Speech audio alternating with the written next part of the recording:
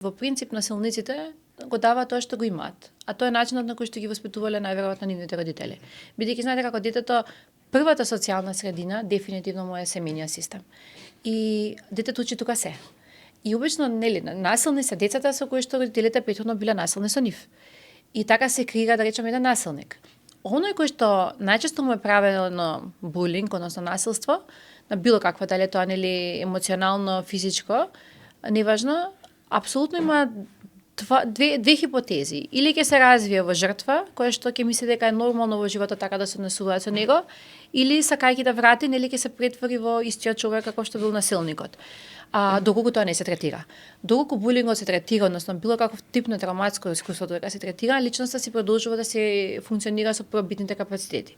Така што за тоа велиме колку е важно да се зборува, да се интервенира, заради тоа што последиците кои што ги остава за булингот се апсолутно доживотни ако не биде третиран на време.